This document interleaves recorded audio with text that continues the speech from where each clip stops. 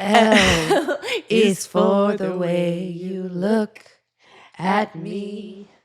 O is for the only one I see. Yeah. V is very, very extraordinary. E I don't know this. is even more than anyone that you adore Yeah. can love.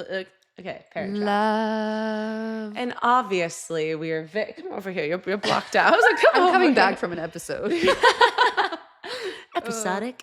No, we are so excited to have you guys here. And obviously, Parent Trap shout out. I know that's not the name of the song, but that's what I know it from, was that entry. Mm-hmm. Yeah, such a good freaking movie. But happy Valentine's Day, because love is in the air. All the nice things. I will say we are so excited to have you guys back for this 2-part series intro for season 2 this month. We were like, we need to give them double down for you guys. So y'all got one last week. Now you're getting one this week to honor the season. 'Tis the season, but the lovey-dovey season. So welcome to Therapists Unhinged podcast, you guys. I am Taylor Moore, LPC. And I am Madi Alvarez, LPC. Well, we are going to just kind of dive in today of a topic that we could have gone like lovey-dovey easy, did like your love languages today, but yeah, screw that. We're going and just going to shine a light in your face and say, hey, attachment styles. We're going to hurt your feelings. Hurt your feelings. We're going to call you out. But also wrap you in love. Yes, we're calling ourselves out. We're making some other people feel called out in the best way. In the best way possible, because that's unhinged of us. Yeah, we're getting down. Strap in. We're going to just shine a mirror in your face with love, and here to just give you some attachment styles, and then also just kind of honor the season and saying, hey, this time of the year really does bring up some stuff for us, and we just need to recognize it. Yep. Well, the biggest thing I would say with obviously attachment styles, just to kind of get into it, is saying you are not your attachment. So obviously that does not, I think anything with diagnoses, like it's like, you're not your attachment style. And if it can come up with us, it comes up with us, and usually in waves, like anything does. And you're bringing awareness to it can really help you soothe it a lot faster. I'm just going to rub my chest anytime my attachment style shows up. Yep. Right. We don't have to label this. You don't have to put it on your Hinge profile, your Bumble profile, your Tinder, whatever dating app. That's so, I mean, personally, just because the therapist in me, if I like dating apps, I would put like, yep, this is me. This is my attachment style, my zodiac sign, like all those things. I don't know. I don't view that as red flags. Honesty is great too. There's such thing as too much openness, I guess. We're just saying like, we're not saying like you are anxious avoidant, right? Yeah. We're just saying, hey, these are like the behaviors I show to stay safe, right? Like when I feel unsafe, I'm gonna push pull. We're gonna do all the things, and we'll kind of start by maybe calling ourselves out. So I'm anxious avoidant, or fearful, or disorganized. It's kind of a very disorganized category. We'll get into that. Yeah, I'm actually just an avoidant attachment style. Again, kind of going to dive into it more, but I'm just more so pull away. Do my own thing, hyper independent girly over here, and not always the most healthy for me. But you did a great point in bringing into the fold of saying this is something that shows up for us whenever we have like struggles with emotional safety, whenever sometimes when we're just connecting with another individual, and then also just to kind of regulate ourselves or we're feeling dysregulated. Right. So this is something to like, just to expand on is, this is not like a complete crash course in this. This is like a 30-minute kind of tidbit. Right. And so there's so many different ways that attachment styles form, but we're going to kind of just give kind of a more nuanced, kind of lovey-dovey. We'll keep it a little lighthearted today. It's just a quick little look at some things that maybe you do and maybe you've noticed and haven't had the words for it. Yeah. Give you some of those words today. Yeah, we'll just kind of summarize kind of what these attachment styles look like, how they can kind of show up, and then also just kind of give some just validation to what this season can do for these attachment styles, and how you can just kind of be in tune. But I think with that being said, this is something that attachment styles can also depend on who you're kind of with and like what you're interacting with. A lot of the times we think attachment styles only show up with romantic partners. They do more prominently, but at the end of the day, they show up with friends, anyone that you kind of have a connected moment with or a lot of connectedness or to. any sort of emotional tie to. Yeah, right? exactly. Yeah. And they also kind of ebb and flow based on your stress levels and your emotional vulnerabilities too. Because sometimes there'll be days where I know my avoidant girly likes to come up and, likes to kind of dive into stuff and be like, oh, I'm doing it all and I'm only me. So, right. Like you can come back to secure, right? Like you can come back to a space of being in a secure relationship or being in a secure attachment style, right? Absolutely. Absolutely. So we're beautiful segue Ebbs and because we can flows. kind of name the other two that we hadn't. So we have secure attachment, we have anxious attachment, we have avoidant attachment, and we have fearful avoidant or also disorganized attachment style. So these are the four that you'll see kind of most predominantly throughout our discussion today. And we can go ahead and kind of start with kind of that mecca, that secure attachment style, which is probably the healthiest. And, it's not saying that any attachment style is bad. I don't want to label anything like that, but it is saying that this is kind of the most leveled out, balanced attachment style. Yeah. Grounded is a great word to say for it. But I think when it comes to that, secure attachment, they are very comfortable with closeness. They're comfortable with their independence, but they're also comfortable in trusting others with being depended upon. So that's saying they communicate their needs, they help others, they also handle conflict fairly well. So if there's any kind of issues or as my parents used to call it, creative discussions. I like that. They don't feel like they are going to be abandoned or hurt. They can work through the emotions and stuff effectively. So just because I have an avoidant attachment style that likes to come up in certain times, I know that there's people that I do have very secure attachments with. So I handle conflict very well. Like you can kind of notice it in the moment when it's happening because you're like, this is a different response than I would tend to have with this other person and XYZ. Right. So it's a really good attachment style to recognize and kind of know that that's the default. Right. I would say that's one you want to be defaulted to. Right. It's like that's baseline on your default mode. Yeah, that's baseline. I'll let you take the other one. Okay, so anxious or preoccupied. This is the attachment style that craves closeness and just very much fears abandonment. These are the overthinkers, really needing reassurance, worrying about the relationship constantly, or worrying about your partner leaving you or abandoning you. It's just that there's going to be a lot of anxiety and anxious. Like cling on to not lose. Right. Like need to stay. It's almost like that object permanence. Like I need I need to see you that you're here. So I know you're not going to leave me. Yes. And we'll kind of get into, there's a attachment style that has both. But I'll let you take avoidant. Yeah, avoidant, since it's mine. No, with avoidant style, it's very much so the opposite. So during that kind of moment of dysregulation, hyperindependence kicks in. They avoid emotional closeness, pulling away. So this is kind of like, I'm going to leave before I get hurt. Oh, Taylor Swift, you got to leave before you get left. Oh, there's a reason why that lyric hits so hard. Yes. But this is where we're kind of minimizing feelings, maybe not just our own, but our partners. And then it's also uncomfortable relying on others. We don't trust to be dependent upon other people. We're like, no one gets it done better than me. Right. I'm the only one who can take care of myself type of mentality. It really shows up for that avoidant. But again, it can be very dismissive based, and it can be very pushing away, and it can be very hurtful to a partner that is in front of us. And then there's the combo of both anxious and avoidant. The combo, the 1-2 punch. Right. The push-pull, the fearful avoidant or disorganized. You want closeness, but you're equally terrified of it, right? So push-pull behavior, trust issues. This is our mixed signals, right? Like one day we're we've got that more anxious led attachment where we're, needing to be with you and needing the reassurance and the validation, right? And then the next day, nothing to do with you. I'm pulling away. I've run away. Don't look at me. Don't look at me. You got too close, right? I want that closeness, but when it's too close, I'm going to pull away. Yeah. So that's mine. It's so fun. It's so fun. It's so confusing. Well, I will say to that point, because I know that we have talked about just whiplash that can kind of come to our partners. And it's not saying our partners are, this end all be all, because I'm sure our partners have their own attachment styles. But it's saying that for our partners, it can be very confusing if we're going from a secure attachment to our attachment styles. Right. That can be just this dichotomy.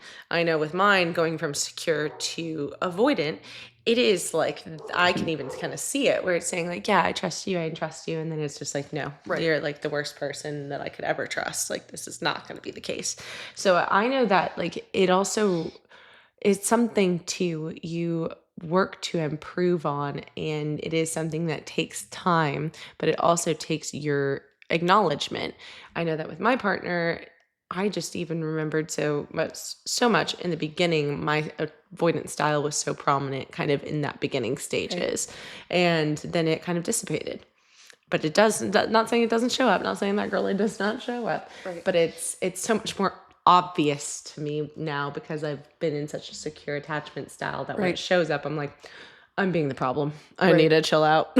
Right. Yeah. And there's we can have this awareness, right? And what's good about this awareness is because when we're aware of what our patterns are, what we struggle with, then we know what we need. Yes. Right. And I mean not in a way that's unhealthy, but the healthy needs, right? I need you to show up for me. I need predictability. I need, kind of that consistency. I need healthy reassurance, right? I need to feel grounded, right? Once we name the problem, then we can understand what we need moving forward and communicate those needs. Equip our partners and equip our loved ones with those things so they can acknowledge it too, or I'm noticing this, that they can get reflective and restorative with us, and then we can also be the same thing, a sounding board for them, because like I said, we're not the only ones with attachment styles. You're just because you have an attachment style, everyone has an attachment style. And this is something that is really cool to know. But again, reiterating, you are not your attachment style. Right. This is something that is not, I don't ever want you to kind of label yourself like this. Sometimes it could be a superpower to do that because you're I'm so in tune. Right. But then sometimes don't let it be a crutch. Right. Don't let it be an excuse. Right. Which, we can say with any diagnoses or things like that kind of going on, where it's saying your awareness is that first step. Right. Your awareness is saying hey, I'm noticing that this is going on. Right. And yeah, there's beauty in that power of knowing it, but we don't want awareness and inaction. Right? We want some action. You want to have action behind it, right? Yeah. Because when I say excuse, I just mean don't allow these behaviors and styles to enable you, right? Yeah. To continue to sit in that anxious space, right? Yeah. Not on purpose. Just we're just kind of saying we want to move forward and we want to regulate to baseline. We want to find that place of security, even though it might feel uncomfortable at first. Yeah. And I think seeing how it shows up for you on a day-to-day is another great way to kind of bring awareness to whatever stage you are in relationships and kind of dynamics. You can kind of see the different kind of forms, whether it's kind of the avoidant where it's just going on this date, but I don't need them, walls up, I don't trust this person at all. Right. Or the person who has the anxious attachment is just they haven't texted me. What does this mean? Right. Right. So you have this kind of little cues and quirks that are showing up with it. And it's not to shame those quirks, but it is to say this is what that is. And this is what it is. It's not necessarily this person that's invoking it. It's your attachment style that's invoking it for you. Because I think that's going to be helpful for you to move closer to that secure attachment when you want to and when you're ready for it. But we can kind of talk about maybe how this shows up on Valentine's Day in particular, or just maybe some some pairings, Yeah, right? I'll go into the pairings and we can talk about how it shows Yeah. up, because I will say there's some different pairings too, because we talk of obviously like duos. Most relationships can be those duos, but it obviously can be arranged. But nonetheless, there are some attachment styles duos that can be a little problematic. Right. They could be a little, like you think about it, if you have an anxious attachment and an avoidant attachment, very different. One clings on, one runs away. So it's like those two attachment styles can clash. Right. So saying that, because you're basically emotionally activating your partner by doing the opposite of those attachment styles. Right. So something is clinging on more, something is definitely running away more. There's going to be a beauty in acknowledging each other's attachment style. Mm-hmm. There is going to be repair that is going to be continuously needing to be done when those attachment styles are hurt by each Right. other's.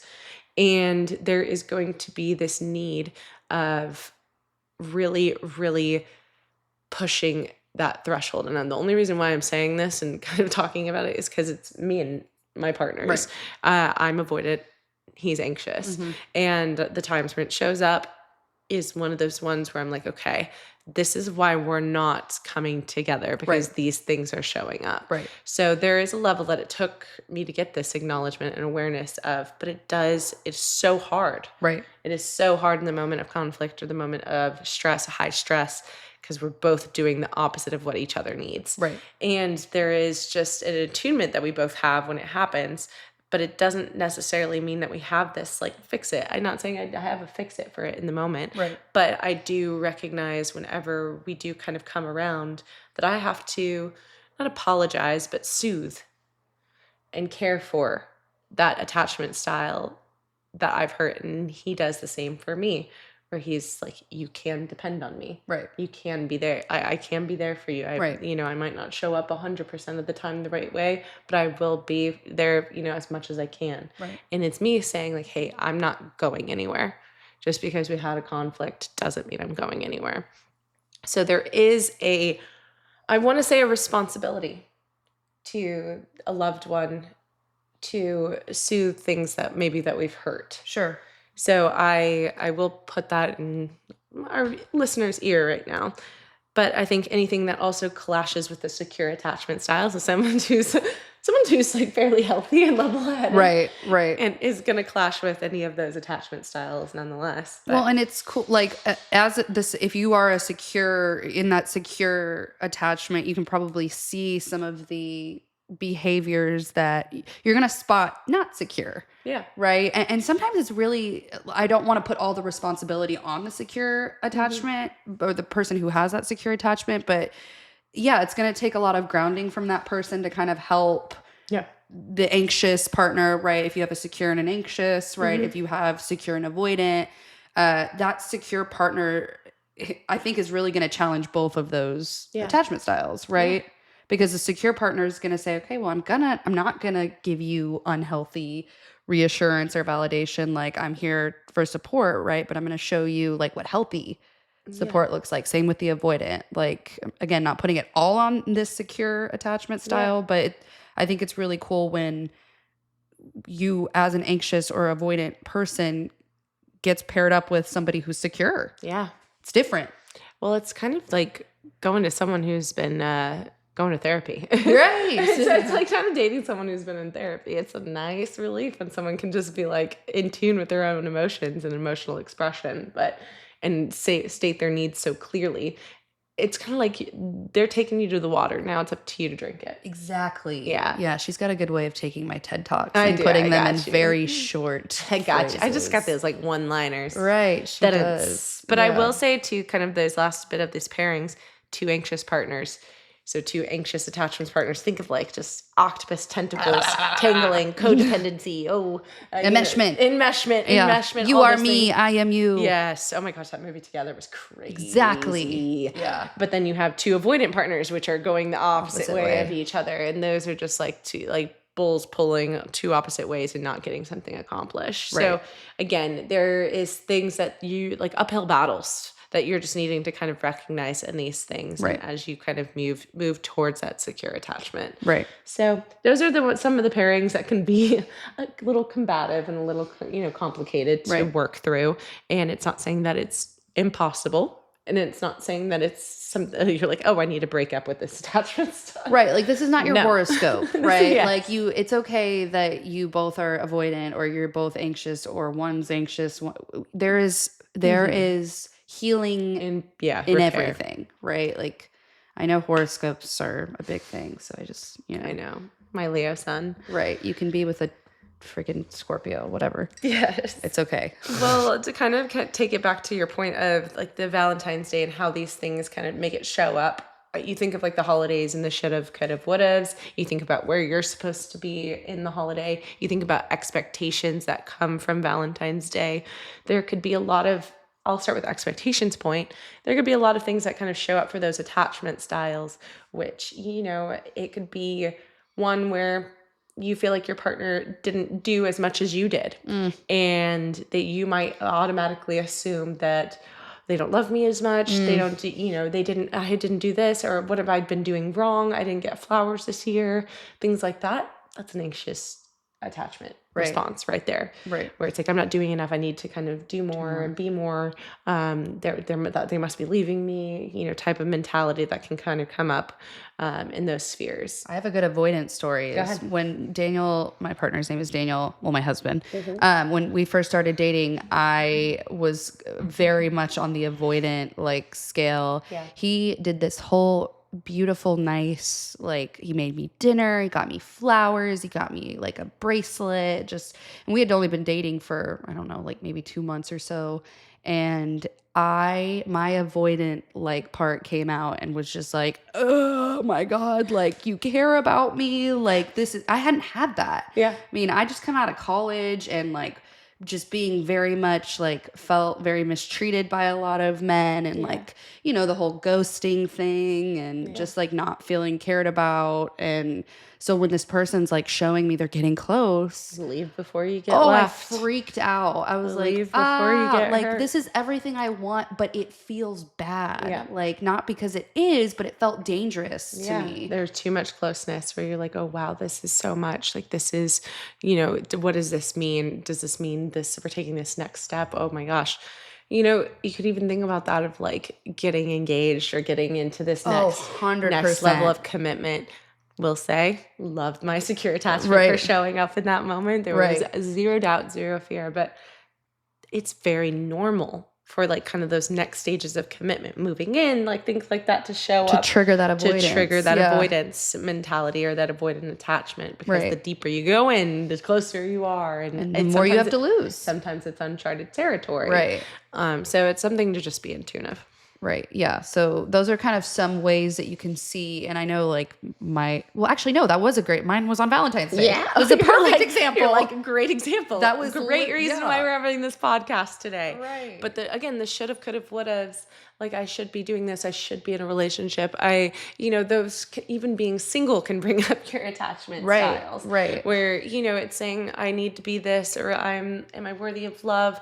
I need to be all this person needs. Right. Those things can definitely still come up, or I'm not worthy of love. I don't want anyone. I don't need anyone. Mentalities can definitely come up.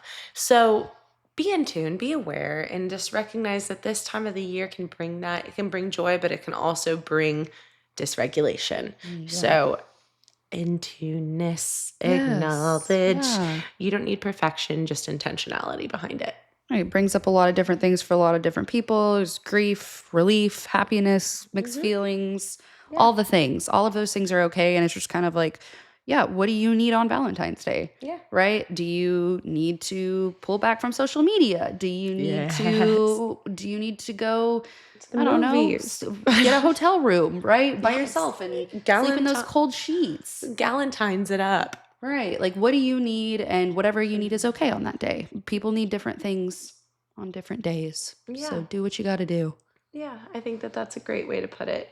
And then, recognizing too, like we mentioned, it can get activated when you're alone, but we want to also recognize that this is something that is just prominent for all of us. And so I am so happy that you guys came here for this episode and just kind of got to kind of see, again, a crash course in this. Crash course, 25 minutes. Yes, go. this is definitely like not the end all be all of this kind of, topic, but I think that we can always expand more on different things honestly on any of our episodes. But we were saying, Valentine's Day, lovey-dovey. A little extra. Yeah. A little extra treat. And this is for our, people in relationships, people not in relationships. So this is one for all of our unhinged besties out here. Yeah. And maybe some questions to leave you with, maybe some reflection. How do you ask for connection when you feel unsafe? Yeah. It's a good one to think about. And how do you offer yourself reassurance without seeking it from others? Could be another one. Yeah. And where can you offer yourself the reassurance you're seeking? Yeah. And then what attachment style does this time of the year bring up for you? So or even just what is your attachment style? If that's one thing that you can take away from today and learning kind of a little bit of what shows up for you and with who and where. And you know what? Maybe there's more than one that shows up. That's okay. Yeah. Everything is different for everyone. This is not to generalize. It's just to kind of give you, I always like to think about these as kind of like a little bit of a map, right? Or a compass, right? We kind of know the direction to go in, points us to our needs, points us to the things that we're not getting. And then we can go from there. And I will say one big takeaway is if an attachment style shows up, if we recognize that there's repair needed, lean into it. Lean into it. And maybe it's for yourself because you're needing to repair it for yourself, but then also for your partner. Okay. Well, guys, love, love, love, love, love. Love, love, love, love you. And hey, it's about emotional safety. Safety. Yes. Take care of your hearts and headspaces, unhinged besties. And we will see you in March. Season 2 is going to be great. March 2. Yay.